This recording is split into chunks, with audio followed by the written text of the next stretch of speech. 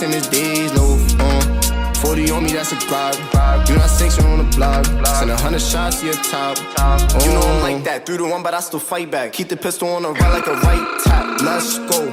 So, before we get into today's tales of horror, I want to tell you about one of the tools I use to make videos. It's called Filmora Go, and it lets me carry around an entire editing studio in my pocket.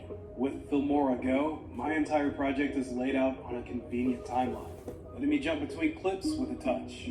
The app's intuitive controls make it easy to edit on the go. I can zoom in and out, I can flip, rotate, and add on-screen elements like titles with built-in text effects. Filmora Go lets you select clips and music from your phone to make your perfect vacation montage. Or like me, animation video. It's incredibly easy to trim down your clips, change their speed, and add transitions or effects. You can customize your filmmaking toolkit by selecting additional options from the store. It's updating all the time, offering thousands of different filters, stickers, transitions, and tracks to take your videos to the next level. And if you're a content creator, you can export directly to TikTok, Instagram, or YouTube, like I do. It is incredibly easy to use and very convenient. Download Filmora Go by clicking the link in the description below. all right. And leave a comment. I got it. Remember, Okay. click the link below. Okay. All right. Got you. Got it. I'm a female, and at the time this story occurred, I was 15. Right. My best friend Ellie would spend a lot of time in my house. I kind of just assumed that this was because she had 2 younger siblings that she didn't really get along with well. And the father wasn't in the picture, and their mom was gone most of the time. Every weekend, Ellie would stay at my house. On this particular weekend, I'd asked Ellie if maybe we could stay at her house instead. I was just kind of wanting a break from my parents, and I had never stayed over at Ellie's house before. Her mother said that it would be fine and that she wasn't going to be home much anyway. We went to Ellie's house straight after school on a Friday. We sat down on the couch and we had watched some TV for a bit. After a while, we decided we wanted a snack and we went into the kitchen to see what we could find. They had a side door and their kitchen was open with a screen on the outside. I was very startled when I saw a man standing in front of the screen door, looking inside. He looked to be in his late 30s and he was really dirty and shaggy looking. I actually wondered if he was homeless. Once we made direct eye contact with him, he then said, I don't care if you are homeless. I don't care if you got money. I don't care. Get the hell off my property. You clucky. Well. Hello there, young ladies. Oh, no. Dave, Ellie said. She told this guy Dave that her mom wasn't there. The man replied back, Yeah, she never is. Who's your little friend here? he asked as he creepily looked me up and down. She told him I was her friend and that we were just hanging out having a sleepover. Ellie seemed uncomfortable, and I was too. He stood there for a moment just smiling at us when he then said, So are boys allowed? What? I'm sure a couple of cuties like you have boyfriends coming over.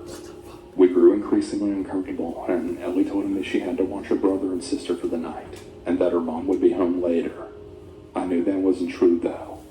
Her siblings were staying at her dad's that weekend, and her mom would be going out with her boyfriend, so most likely she wouldn't be coming home. The man was still standing at the door, smiling at us. He then said, Oh well, I guess. Tell your mom I stopped by. No. See you sexy ladies later. Oh, my God. When the man walked away, I asked Ellie what was that all about. She told me that Dave was her neighbor. Apparently her mom had gone on a date with him several years ago when they first moved in. Her mother wasn't impressed with Dave, and there was no second date. She said that he was cheap, had bad hygiene, not at all interesting, and was far too forward sexually.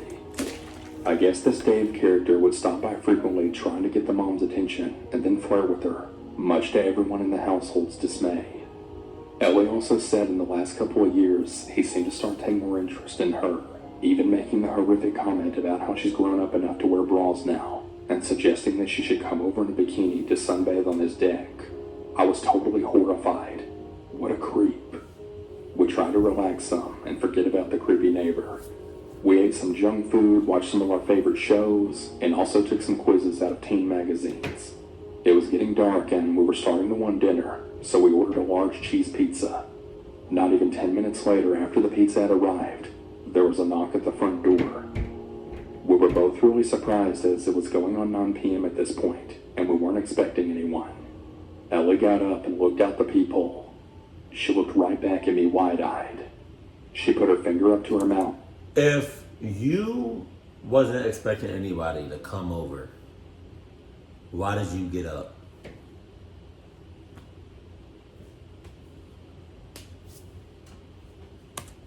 And told me to be quiet. There was another knock at the door, then a voice. It was Dave. Girls, I know you're home. Ew. He said. We were both frozen in fear. Then Dave the creep said something along the lines of that he knew we were alone and saw that we were hungry for a pizza. Wow. And so he thought he'd bring us a large sausage. Yeah, I know. Cringe. After a few minutes of not responding, Dave said something about us being stuck-up little girls and then left. We went around the house closing all the blinds and making sure all the doors were locked. We were so scared that we barely had the volume of the TV up and kept the room lit with one tiny dim lamp out of fear of Dave seeing or hearing us. Once it got to be around 10:30, we were really fed up with having to sit still in the dark. Ellie got up and peeked out the window at Dave's house. She said that all of his lights were off, so he probably went out or went to bed. We felt comfortable enough to turn on some lights and relax a bit, so we put on some music and chatted some. We were sitting on the piano bench in front of the dining room windows when all of a sudden we then heard a tapping outside the window. I guess we had only closed the shades halfway, because when we looked over, you guessed it, there was Dave peeking in. He held up a 6-pack of beer saying that he knew Ellie's mom wasn't home and that we should let him in so we could all party together. I guess Ellie had enough at this point because she stood up and yelled at him, no, and that he needed to leave. Dave had a completely blank look on his face, and then he said, You know I can just come in, right? Oh my God! Ellie then yelled at him that she had spoken with her mom and she was calling the police. Well, at that point, Creeper Dave started to back away, saying he was just kidding and that we needed to calm down. Ellie stood her ground until she knew Dave was in his house. He wasn't kidding. In a situation, in this situation, right, with everything that's going on, you say, you know, I can come in, right, with a straight face. And he said he joking, and he dead ass. Proceeded to call her mom's boyfriend's house. She told her mom all the creepy things Dave had been doing, but her mom didn't believe us and she thought we were making things up. She said we should just go to bed and everything would be fine. But didn't her mom date Dave? Did Dave act normal? Not like a clucky when they were dating? Because if she noticed all of this, first of all, why are you still living there? Second of all, why don't you have a restraining order? Third of all, if your daughter just said that Dave was on some cluck shit, why didn't you just immediately haul ass and come save your daughters? Or unless they on their own, it's every person for themselves, huh? Ellie was so upset. We ended up locking ourselves upstairs in her mother's bedroom. We didn't have any more problems with Dave that night, and we finally got some sleep. After that night, as you can imagine, we decided to just go back to sleepovers at my house, and I think that's for the best. My son Eli found it one day while walking on a trail in between two schools. It was a small patch of green, surrounded by tall pines and myrtles all around. I didn't remember seeing it any time previously during our walks, but the place looked rather old. There wasn't much to it, just some swings, a jungle gym, and a single slide. Softness. But as soon as Eli saw it, he wanted to go and play immediately. Something about the place felt immediately wrong to me. Oh yeah. It was too quiet, too still. There was a slow fog drifting along the grass. Wow. Eli, be careful! I called out. Of course. Being only 3.5, he didn't listen. So I sat on the bench nearby and watched him play. I took out my phone and checked Facebook and Twitter, telling him we could stay for maybe 15 minutes at the most. I needed to shoot a few messages to my mechanic and insurance company. So admittedly, I was absorbed in business. As my eyes occasionally glanced up to make sure he wasn't getting hurt, I saw someone else standing there just on the outskirts of the playground. He was a tall man with a perfectly iron white shirt and pressed dark pants. He was just standing there, staring, watching us. God. Eli, we need to get home, I called out. The man was making me uncomfortable. My son whined but listened to me as we continued down the trail. The man didn't stop watching us until we were out of sight. Mom, I didn't want to go, Eli said as we made it back to the SUV. He climbed in through my... Mom, I didn't want to go.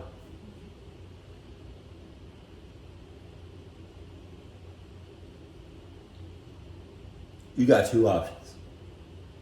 You either get clucked up and let that grown ass sus clucky have his way with you, cause I'm not gonna be around. Or you can come with me and get the cluck out of here. What's it gonna be? You let me know in 5 seconds. Fuck. I mean, sorry. Back seat. We can come back another day, buddy, I told him. No, the hell we not. Truth be told, I didn't want to go back to that playground at all. Yeah. Everything about it was giving me a very bad vibe. Yeah. But I didn't like lying to Eli. And I figured that as long as the weird guy wasn't there, it would be harmless. So the next weekend, I walked him back there and let him enjoy it. He was smiling from ear to ear. I noticed also there were other children running around, so that put me at ease. But then, as I watched, I also noticed that none of their parents were there. Wow. These are 5-year-olds or younger. How could any parent with a grain of salt just let them wander out here? This trail isn't exactly well known. In fact, before we found the playground, I would say I almost never saw anyone. So where were these kids coming from? Their laughter was more intoxicating than the fog. I wonder if those are cluck kids. I wonder if that was I wonder if that was old dude's kid. Like, I wonder if these are setup kids. They get you clucked up kids. Cause you know some people use kids as bait. I wonder if that's what's going on. I tried to approach one of the children to ask their name, but they were too shy. In fact, they all seemed adverse to even talking to me altogether. I got that uneasy feeling in my gut again and called Eli to leave. This time, he was even more upset. I don't want to leave. I hadn't seen him this mad since he was sick, and I'd promised to let him play outside. Probably the last time I'd failed to keep my word. Buddy, we can't stay here forever. Come on, I insisted, but Eli wouldn't listen. He ran to the top of the slide and sat down defiantly. Cluck fumes in the air. Cluck fumes in the air. Cluck fumes in the air. Hated to be mean, but I didn't want this habit to continue, so I snatched him down and scolded him. Don't run away from me like that, I told him. Eli looked confused. I knew he still didn't understand why he always had to listen to me. It broke his heart when we left. The other kids just stopped and stared as we walked away, like they were sad to see him go too. Another day, Eli told me that he missed his friends. Which ones, sweetie? I asked. At the hidden playground, he said. The name he gave it was disconcerting, but fitting given the fact that it did seem hard to find. In fact, when Eli wasn't with me, I couldn't find it at all, even when I tried. I don't think we should go back there again, What? Bud. It doesn't seem safe. That equipment is rather old, I told him. I tried to reach a compromise and tell him I could take him to one of the other parks around town. But Eli wouldn't listen. It's special, he whined. He was getting to be temperamental, and as much as I wanted to make him happy, my instincts told me to put my foot down. I just want you to be safe, I told him as he cried in my arms. Eli didn't talk to me for a few days. I guess he figured the silent treatment would change my mind, but I kept firm and didn't even go towards the trail again. Eli got sadder and sadder, refusing to even eat or sleep. All he seemed to care about was going back to that place. Wow. It made me worried. Was there something wrong with him?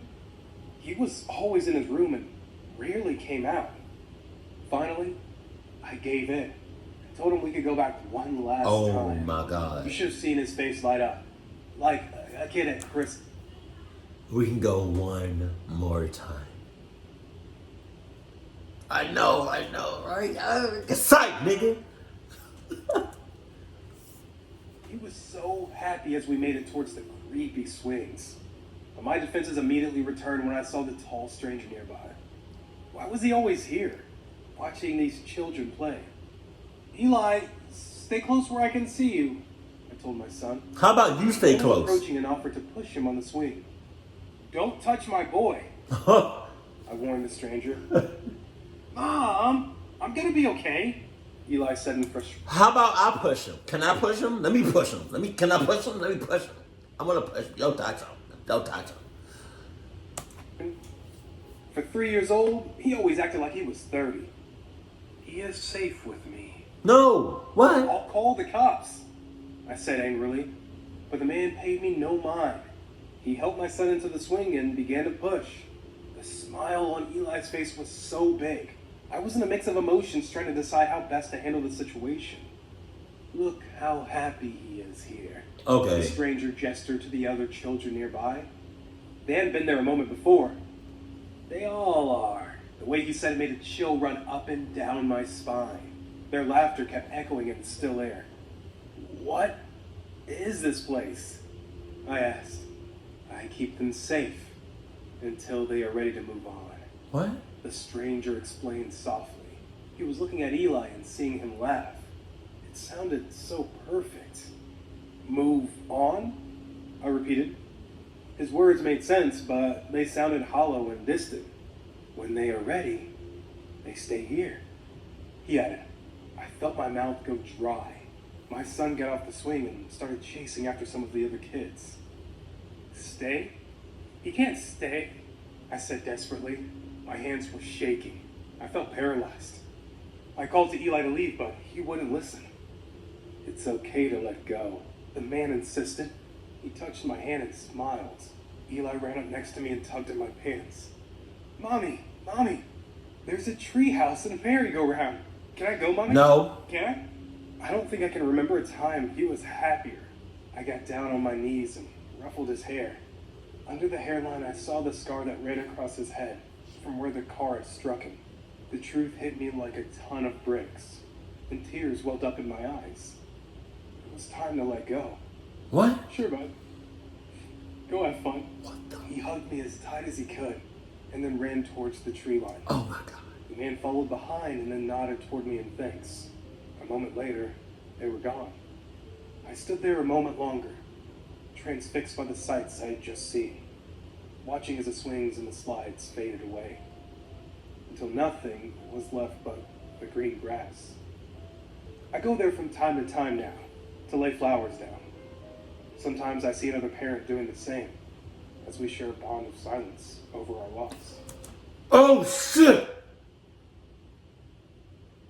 I get it. And sometimes I hear the children laughing, and I know they are where they are meant to be. Holy shit. That was deep as hell. Before I start this, I just want to say that I in no way blame this on my friend or her mother at all. I do. The story takes place around 2 years ago, during the summer of 2019. I was 14 years old at the time, and I had a really big group of friends that I would go to the pool with like almost every day. We all lived only a few houses away from each other, except for about 3 of the girls. There were 8 of us. The day was like every other day. We woke up, put on our bathing suits, and we had our friend Ryan's mom take us to the pool. She happened to have a minivan that could fit us all. We got to the pool around 11 a.m. and swam until about 9 p.m. when the pool closed. God damn. Since all of our parents were super close and we still wanted to keep the fun going, we decided to crash at our friend Ava's house. She had a huge downstairs basement that was soundproof because her dad used to teach guitar and drum lessons to people all the time down there. 2 of our friends, Carly and Aaron, didn't really want to go because they felt really tired and dizzy for being out all day and night. So we said our goodbyes to the 2 of them as their parents came and picked them up. And it only took about 4 minutes for Ava's mom to come get us. She had a smaller car, so we had to squeeze in a little more. When we got to Ava's house, we came inside and thanked her mom for driving us before going to get some snacks from the kitchen. As we walked into the kitchen, we could see Ava's stepdad, David. None of us really liked David since he kind of had a reputation of being really creepy towards us and making rude comments to us whenever our parents came to pick us up. We walked walked to the cabinets and grabbed all we needed and proceeded to pile down the stairs to the basement. Let me give you a quick layout of the basement. As soon as you walk down the stairs, to your right is sort of a kitchen and workroom, and then to your left is a basement living room. And then once you walk past the sofas, there's a pool table. On the left of the pool table, there's a hallway where on the left is a bathroom and storage room, and then to the right is a bedroom. Big ass basement. All of us really smelled of sunscreen and chlorine. So we split into groups of 2 and went to each different room to change out of the bathing suits and into clothes. The basement was kind of creepy, and none of us wanted to be alone in any of the rooms due to the previous paranormal experiences we've had there. Oh shit. Ava always had spare shirts that she let us wear that used to be her dad's. And since most of us were 5'2" and shorter, the shirts covered us enough that we didn't need to wear shorts. And if you're wondering, yes, we washed our hair. We would usually take turns taking a shower, but we were so tired that we just tilted our heads back over the tub and then took turns washing each other's hair. Once we finished with that, we walked to the basement bedroom and got comfortable. We made bracelets, talked about drama and the new school year coming up, eat junk food, drink Pepsi, and then watch the new season of Stranger Things. After around 3 hours of this, our friend Ryder was asleep on the bed while the rest of us sat on the floor talking. While Ava was halfway through her sentence, we heard the stairs of the basement then creaking. All of us were silent. Ava said it could just be one of her cats or something. But before she could even finish, we then heard around 6 more steps from the basement stairs area. Ryan, the oldest of us, seemingly the most freaked out, quietly walked to the door and locked it, while me and my friend Molly went to turn off the lights. We waited around 5 minutes, the only light coming from the computer screen that we'd been watching Netflix on. We quietly whispered about what the noise could be, until we heard sliding footsteps coming into the hallway of the basement. Me and Ava grabbed onto each other as everyone else fell silent. After about 2 minutes of hearing nothing, we all then moved to the bed. While doing this, we managed to wake up Ryder, who then loudly asked, "What the hell are y'all doing?" Ryan covered his mouth with his hands while telling him what was going on. Ryder, who hates when people wake him up, sat up and told us to calm down, or in his own words, chill the fuck out, as he walked to the basement bedroom door and unlocked it. He swung the door open, and what we saw made us all stiff as a board with fear. There in the doorway was Ava's stepdad. Her stepdad was terrifying. He was 6'4", short brownish hair, heavyset, and he had these square glasses that could reflect about anything. Me and everybody else in the room screamed at the top of our lungs as Ryder slammed the door in his face, locked it, and ran into the bed into me and Ryan's arms. We all stayed as silent as possible as we waited for what felt like hours, as we heard Ava's stepdad groaning and asking if he could join us. Our friend Izzy and I began to cry while Ava called her mom to come down and get him. After I'd say about 45 minutes, all was silent and we ended up falling asleep piled up on top of one another. We woke to the sound of Ava's mom knocking on the door. We then unlocked it and let her in. She then explained to us how after she brought David back up, he then told her, "That many young girls down in the dark basement all by themselves is really dangerous. Anything could happen, and no one would hear anything. Thank goodness those 2 boys were in there and were smart enough to lock the door in case anyone tried to do anything." When her mom told us this, I felt sick to my stomach. When I looked over, I saw the look of pure horror and disbelief on everyone's faces.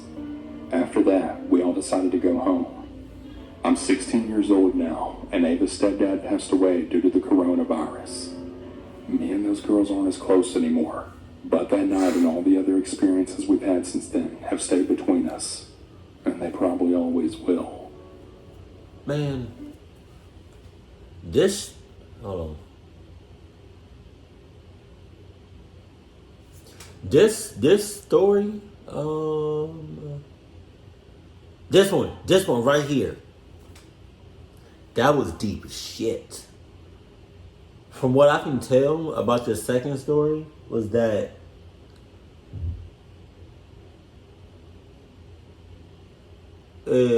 some kind of cemetery, I think. I don't know who he supposed to be, but I think she wasn't ready. The mom wasn't ready for her son to. She didn't let go. I think her son died a while ago, and she just I guess lived every day as if he was still there. And then to go to that playground, to go to the cemetery or whatever, you go there to let go. And I think granted, he looks a little creepy. A lot creepy.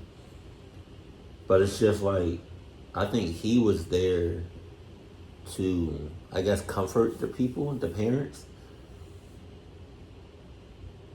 And that's where you go to let go. That was deep as shit. I thought I was completely off about that. Oh my God.